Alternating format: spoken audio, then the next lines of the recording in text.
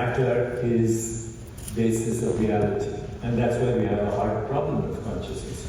As if matter is the basis of reality, the brain is made of matter, then how does it produce thoughts and sensations and images and feelings and intuition and insight and imagination and creativity? You can't answer that question if you assume that matter is all there is. Then there are other things that I've mentioned over there that science assumes. Subject, object, split, matter produces mind, reality is independent of the observer, although we can't prove it. The picture and perception of the world is the human look of it, and the base also, there is local realism. This world is real, and local realism means that there are interactions in the theater of space-time based on the laws of physics. Spirituality, on the other hand, starts with opposite assumptions. Consciousness is the starting point. The subject-object split is actually artificial. Mind and matter, brain, body, and world are complementary activities in awareness, of awareness, and reality includes the observer. It has to. You can't have an observer without an observer. The two go together. And then the picture of the world that corresponds to the always corresponds to the biological organism that is entangled with it. And the theater of space-time and causality is a simulation or an illusion or a fluctuation or a vibration in consciousness. And it's frequently referred to as Maya in the ancient Indian wisdom traditions. There's a flower pot and there are flowers. Now replace that word, object, with the word experience. So what's the experience? Colors, texture, smell, sound, taste. That's the experience.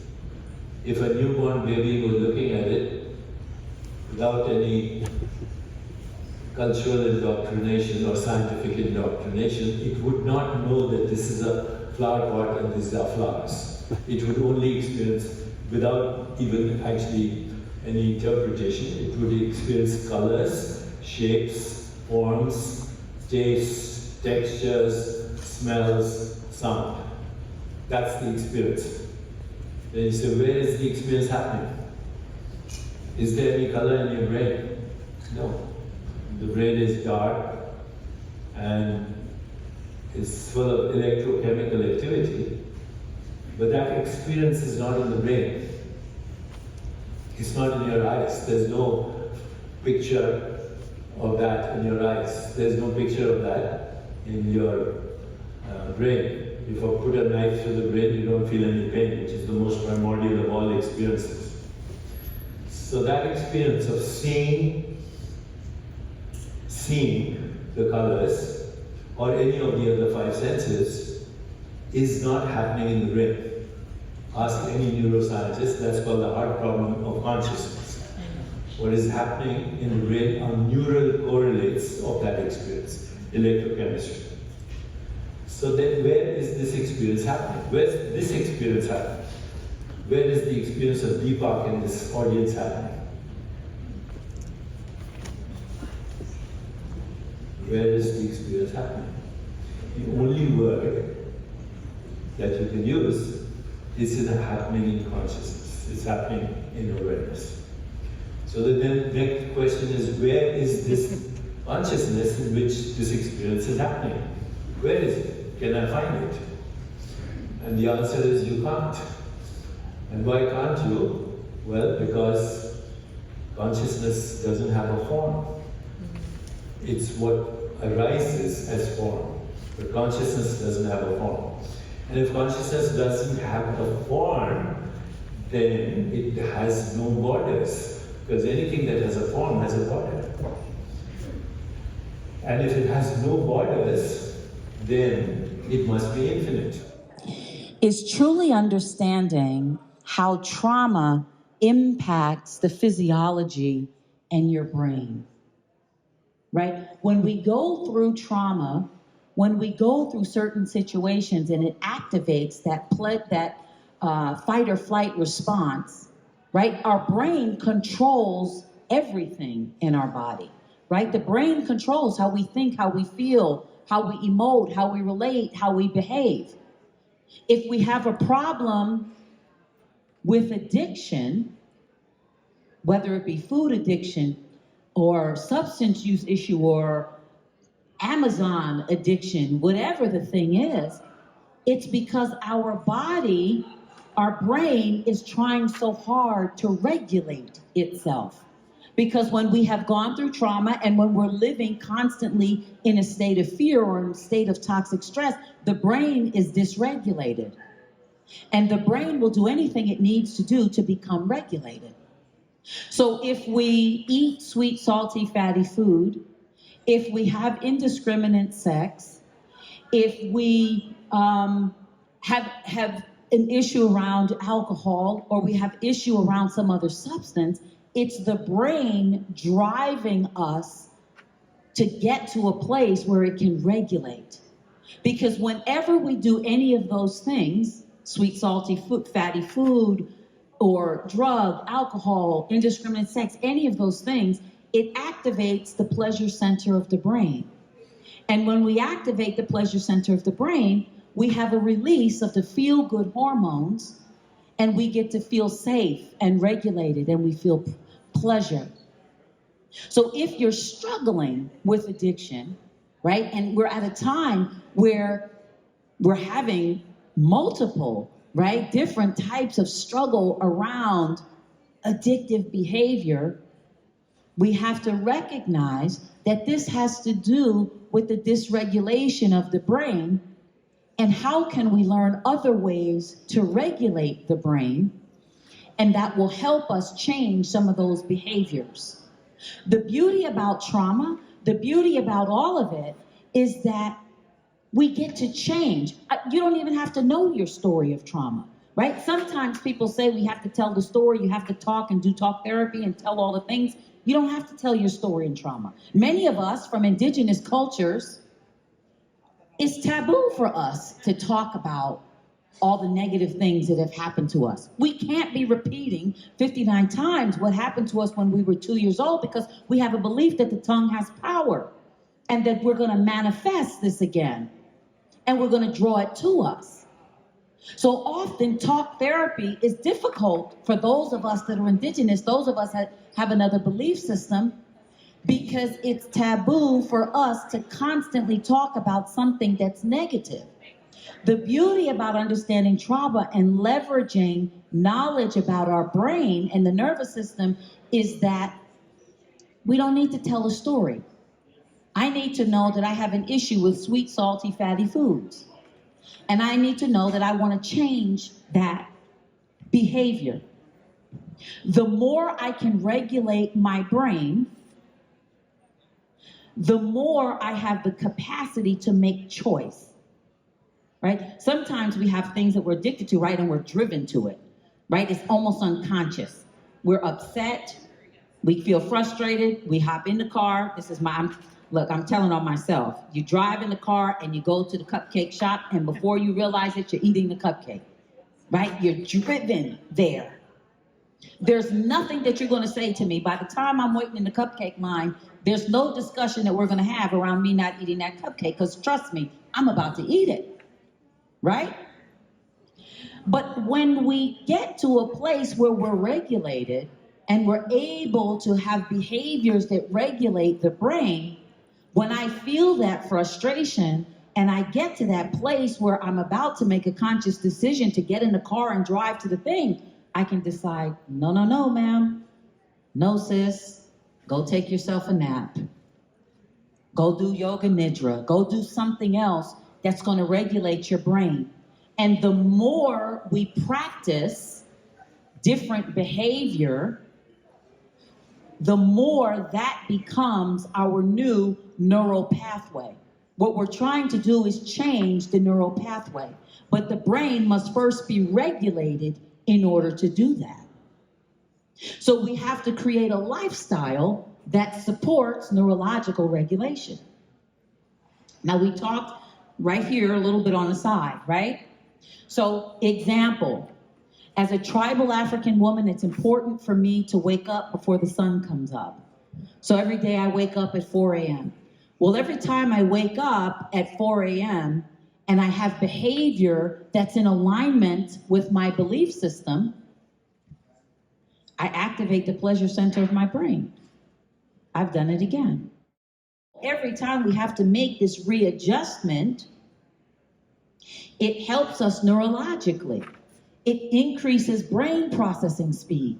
It does so many things for our nervous system that being outside, having that connection to nature, having to shift and change, learning new things, activates the pleasure center of the brain and allows us to have a release of those feel goods that helps us to open up our window of tolerance so that when we face adversity, we have a greater capacity to manage it.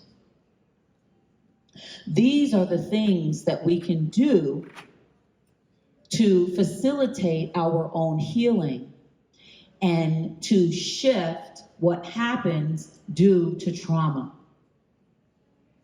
We think about toxic stress and we think about trauma as the enemy. But think about it for just a moment. We don't grow when we're not facing adversity. We must face adversity in order to grow and to evolve.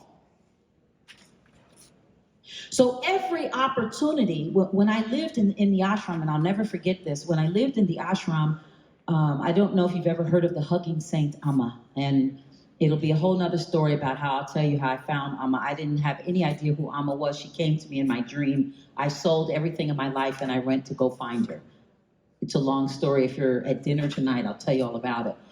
But I remember living in her ashram, and she used to say, you need to thank people when they treat you horribly.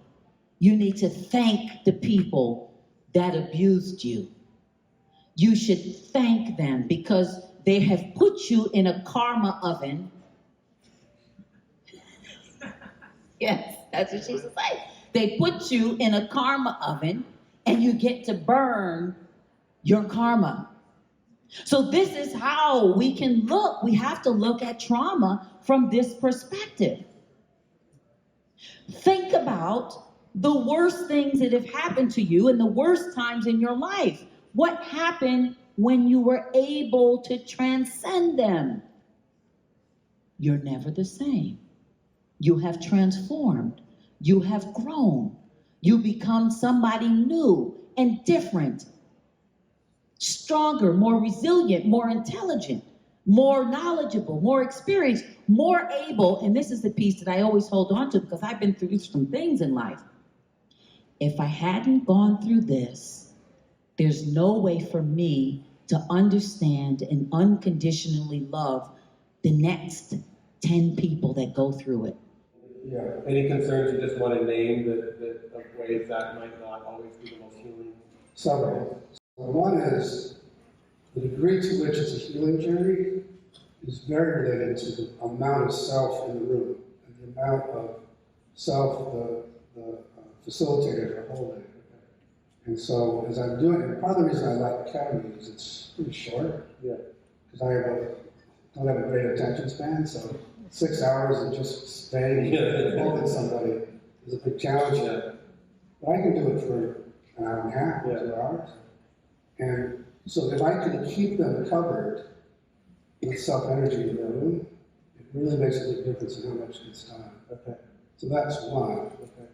And then the other big concern, especially now with ketamine clinics, is people are just given the medicine and they go and take it by themselves, and there's nobody sitting with them. And you do hear about it. And all we need is a bunch of terrible experiences where the whole thing comes crashing down. Yeah. Or turns into some addiction experience. Yeah. And then the other thing is, for me, too much of the time, and Michael Pollan is the sort of worst person with this, the medicine is seen as the healing agent. Yeah. But the medicine expedites healing, doesn't necessarily do the healing. I quickly saw that there was a lot going on in terms of mirror neurons, people watching me perform on stage, my sort of inadvertently giving permission for them to feel what I was feeling, the anger, the terror. Well, the three ones that we weren't allowed inside a picture to feel were sadness, fear, and anger. So those three in particular, when I'm embodying those on stage, I can see that there is a deep sort of energetic connection with those who might be beholding. But what I had to take into account, and I've only been able to do that gracefully later in life, is that there was a temperamental conundrum in a way. It was, in some ways, and Elaine Aron talks about this around the highly sensitive person awareness. She talks about, for those of us who are high novelty seeking and very passionate and intense, it was combined in my case with introversion, and I feel like I've said this before, but I feel like a poodle inside of a black stallion's body. So there's a lot of pedal break, and that's just kind of how it is for this particular situation. And being responsible for that. So what that might look like is to take breaks, have 17 therapists going all day. Thank you, by the way. Saved my life. Would you feel like we are inherently awful? It's more about, I had a friend, a teacher of mine who said, your goal, the goal is not to be perfect, it's to find that within us that is perfection. The goal is not to be perfect, the goal is to find that within us that is perfection. I don't know if goals right words. And so is that more the spirit that if we can contact wholeness, we don't need to perfect ourselves in all these perfect bodies and perfect hole punches and perfect backs. Like we can actually be who we are internally, but more based on what's inherent in us versus what we do or get or fire or fix or whatever that is. Yeah, and I'm unfolding, and for me, it's a returning to wholeness. Yeah. And that implies what I do believe, which is that we are innately whole out of the gate. And then we pretzel and cut things off and hide things and deny things and lose entire parts of ourselves in order to fit in with our current culture. And then we spend the second half of our life dismantling that, which for survival reasons, totally understandable, but may not be working for us relationally or otherwise. But the unique thing about the wholeness orientation for me is that 8.1 billion people in the world, there will be 8.1 different versions of addressing or tuning to what they need to look at or want to look at. Some love the somatic route, some hate it. Some love answering the questionnaire on the Enneagram, some hate it. This has got to be a tremendous gift to all of us. So noticing if anything arises in the mind about the conditions not being ideal, and just recognizing that that is, and probably freighted with some degree of emotion, this is the perfect environment for this moment. So hearing what's here to be heard. How is it in the body in this moment? Has a definition that we can debate about or argue about. That's beyond just subjective experience, which is one way the mind is different from the brain, is that the mind is the word we use for the feeling texture. When we talk about the self being the spa, the subjective sensation, that is lodged in the mental life we have. And that is certainly not limited to the brain in your head. It at least includes a fully embodied experience. Move your body around right now in the chairs you're in. Or if you're watching on the video, move your body around wherever you are. Get up and dance around. You know, whether it's happening now in real time, or if you're watching a tape of this, you can have the experience of an embodiment and you feel the energy flow through that body. But let me ask you a question. If mind is subjective experience, how do you know you're having a subjective experience? Like right now, how many of you know, right in this very moment, present moment that John Kabat-Zinn beautifully teaches us about, how many of you know you're having a subjective experience right now? Raise your hand, please. Okay, so now you have this feeling of being alive, we call it subjective. This feeling you have it because of something that's absolutely beautiful and fantastic and mysterious and wonderful called consciousness. And you can also take the flow of that as a conduit, like water through a hose, but you can also construct things. So I can go, blah, blah, blah, blah, blah. How many of you heard me say that? Blah, blah, blah, blah. And I could also say good morning. Or I could say buenos dias, right? Now, what's the difference between blah, blah, blah, blah, blah and good morning? We know what they mean. So energy flow, in this case sound movement, with meaning, with symbolic meaning, is called information. It's energy formation that has a symbolic value, and we call it information, or information, right? So that's a third facet of mind. Subjective experience, the first. Consciousness, the second. Information processing, the third. But there's a fourth facet of mind, which is called self-organization, which is when you look at the mathematics of systems, basically complex systems that are capable of being chaotic and they're open to influences from outside of themselves, like a cloud or like your life. And they're also, the most important one is nonlinear, meaning a small input at one time leads to a large and difficult to predict result. That's what nonlinear means. How many of you feel that you're open to influences from outside of yourself? Great. Okay, good. How many of you feel like you could have a chaotic day? Pretty random and good. And how many of you feel like your life is kind of non-linear? A small thing can happen, flat tire on a bike, and then all sorts of things happen the other day, right? So if you're a non-linear chaos capable system, you're a complex system. Here's the amazing thing about the mathematics of complex systems that was figured out in the 80s, 1980s. You have something called emergent properties, where the interaction of the elements of your system give rise to something larger than the elements themselves. It's like the wetness of water. No single H2O molecule is wet. Taken together, they create the emergent property of wetness. Another emergent property in general of complex systems is called self-organization. So there's 100 pages about this in a book called The Developing Mind, a graduate school textbook I wrote. Optimal self-organization is like harmony. It's this experience of being flexible, adaptive, coherent, energized, and stable. And what's amazing about that is it moves between a bank, as if it were a river, on one side of chaos, the other side of rigidity. So in this river, when you're flowing through the center, it has these faces qualities: flexibility, adaptability, energy, coherence, stability. This faces, F-A-C-E-S, is an amazing possible definition of mental health. So that the mind, in addition to these three other facets, is a self-organizing process. When it optimizes self-organization, it's creating harmony. So you can say, well then, okay, how do you create optimal self-organization? And the mathematics of complex systems gives an answer. You differentiate on the one hand, like when I walk, watch me walk. My right leg is different from my left, right? And as I do that, as I differentiate them, and I also link them, I can walk in this smooth way, or I could dance, do all sorts of things.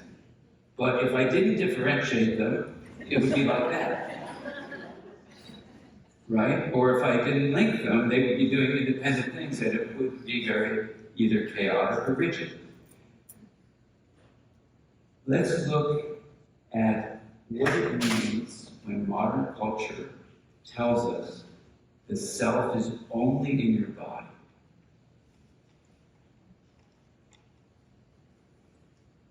What does that do to the process of differentiation and linkage? Limits it. It limits it, absolutely. It is excessively differentiating this center of experience, and it is cutting off linkage. By its very foundations, it is problematic. And when you look at the chaos and rigidity of polarization in our world, when you look at racism and social injustice in our world, when you look at addiction to screens even in our world, when you look at what Arturo Bejar is going to talk about how kids are being incredibly disturbed by being involved in social media, That's an impairment to integration, which is how you can name this balance of linkage and differentiation. When you look at what's happening to the natural world, we are excessively differentiating ourselves as a species from other species. And we are losing huge amounts of species on this planet. All of that, I'm going to suggest to you, because of a mistaken identity. That we've confused the self with the body. So, in my clinical practice, I thought, okay, if integration is health, and another conciliant proposal was that consciousness is needed for change. If you put those two together, what would you say if integration is health and consciousness is needed for change, what might you think to do if you were a therapist just trying to figure out how to do things in a deep kind of way with your clients? You might integrate consciousness. So you would differentiate and you would link. How would you do that? Well, in my office there was a table, and I would bring my patients up from the couch or the chair. The table had an outer rim made of wood, and the center is made of glass. And I said, hey, let's integrate consciousness. And my patients were used to me doing weird things, and they rolled their eyes like, oh my God, another weird thing you're going to do. I said, no, give this a try, give this a try. They would walk around the table, and we would put the knowing of consciousness in the center of the table as a metaphor. And we would put the knowns on the rim. It's the simplest way of differentiating consciousness. Consciousness is the experience of the knowing of the knowns. And we move this singular spoke of attention, because attention is different from consciousness, and we move it around the rim. So we have 4 segments of the rim. You'd have the first segment would be energy flow from outside the body. Can someone give me one example of that? Sight, exactly, sight or sound. And smell, taste, and touch. So you have the 5 senses there. Then you take a deep breath and move this poke over.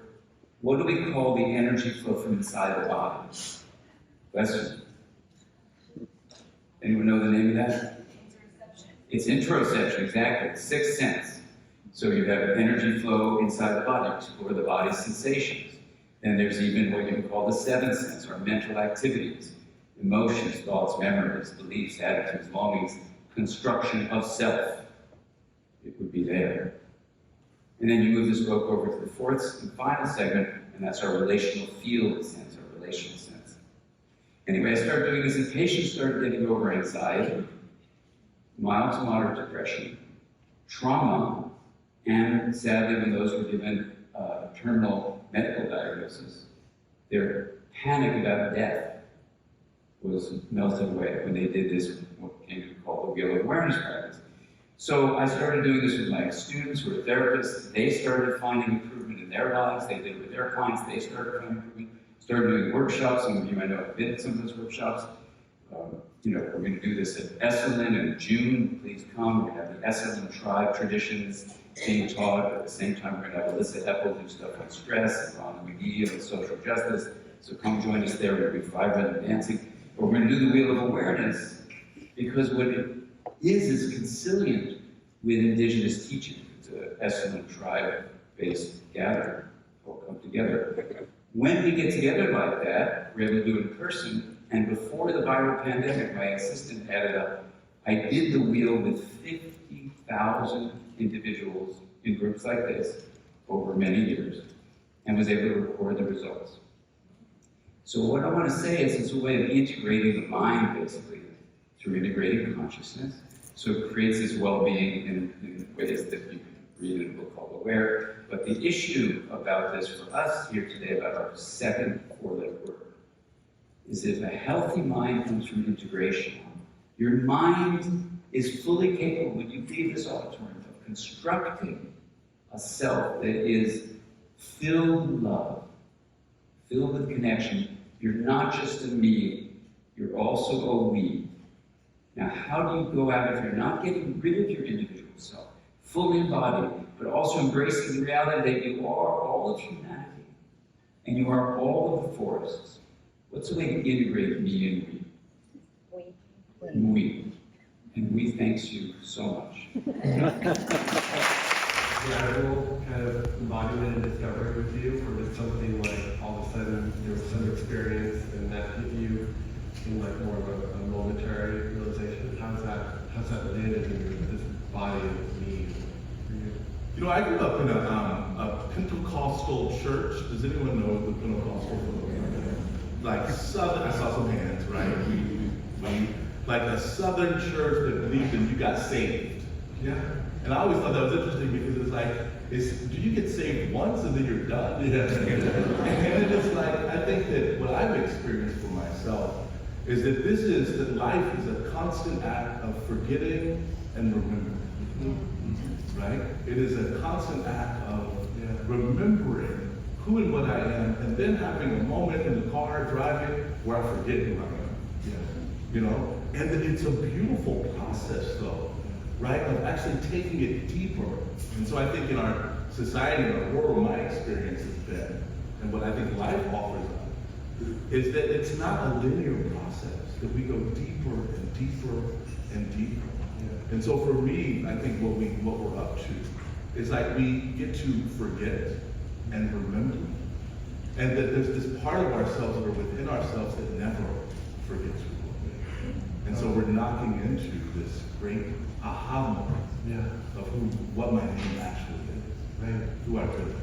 And so to answer my question, it sounds like that's been a gradual process. It wasn't like you went and did some ayahuasca somewhere or something, or had some traumatic experience. Like it was this has come working, and it's a continual practice for you. Yes. And I'm curious what the role of community plays in this, if anything, because I know that's a huge kind of you building allyship and building community and building like more people on the path of spiritual awareness or whatever phrase you want to call it. I'm curious your own journey in that building of community and building of allyship. Yeah. One of the things I get to do in my work at Fetzer is working with or creating communities of donors, philanthropists, to really wrestle with spirit, wrestle with faith, wrestle with love, and see our giving as a demonstration of love and faith and spirit.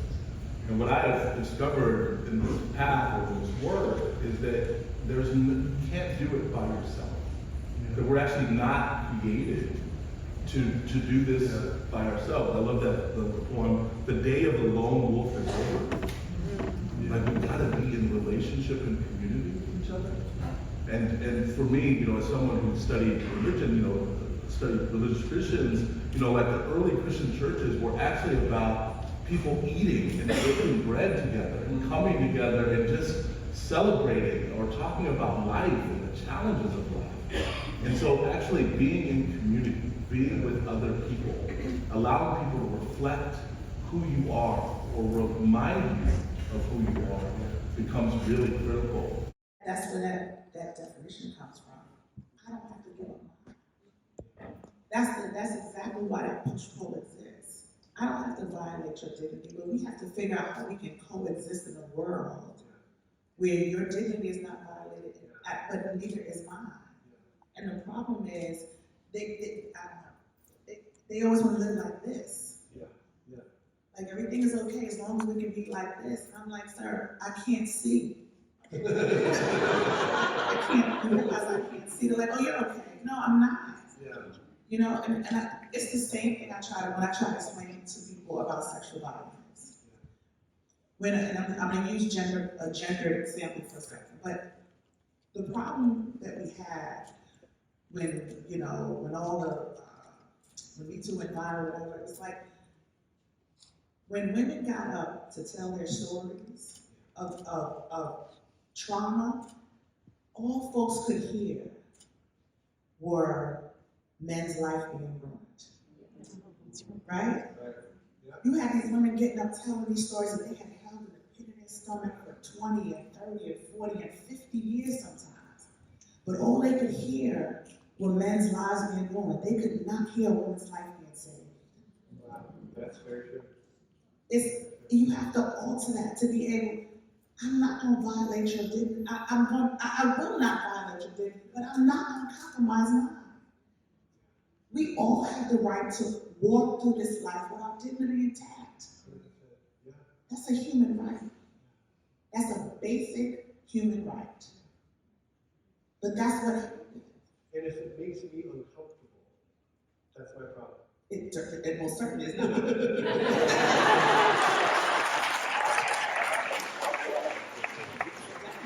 hardest part, men has a lot of challenges, and one of the hard parts men have challenges on is allowing somebody to express their pain and feel that pain. And empathize, as you talk about so eloquently in your books, empathize without needing to go into some excuse or some story or something around that. Listen, not to be all too personal, but my husband and I deal with this thing sometimes, and he has these moments, and I'm like, this is discomfort, baby.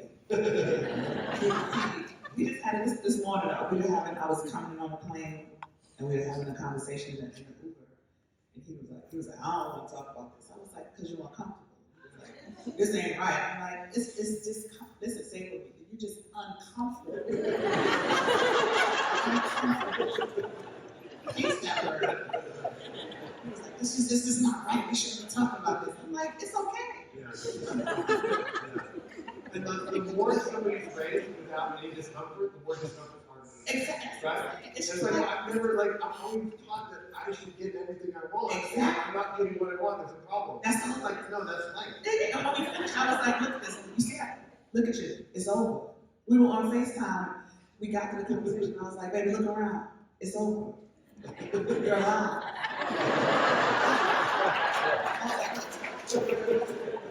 It's over. Is it ever happening? Yeah, the discomfort happened. You got through it. You know, like it's like the chart you have in the doctor's office. That little space is discomfort. That's pain. You can live through discomfort. It feels like full on death, and it depends on the level of privilege you have. The more privilege you have, the more discomfort feels like somebody shot you.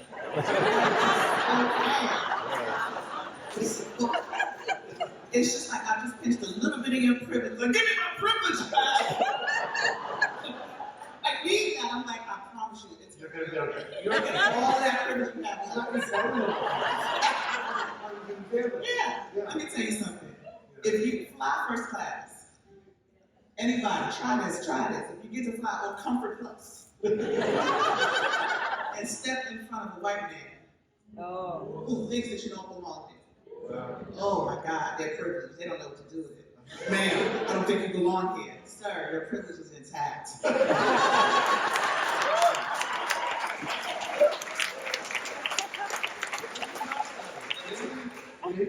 Maybe they sense that there is a new way. They're losing something. That's what I'm saying. They feel like I'm like, I am one person, one body in front of you. You're gonna get down that jet bridge and get into your seat, and you're gonna be just fine. That little bit of discomfort you're feeling right now, it'll be ease when they put that little mimosa to your seat. But they feel like they're losing it. And do you feel like that's what we're seeing in our society today? A lot of people who they're coming. Right. They're gonna get all the mimosa. No, I'm not. But it's wild to watch it happen in real time. What do you actually think is gonna happen? In these states, you see Georgia is turning purple. Yeah. Right? It's a little blue, a little red. Yeah. Like, nothing's fundamentally different in Georgia. Yeah. You know, it's still segregated, right? Life goes on. Life goes on. Y'all live where you live, we live where we live. I don't live in Georgia, but the people, the blacks live where they live, the whites live where they live, and the black people and the white people who live commingle, still commingle. Yeah. The people still work together. It's just, the idea is so beautiful.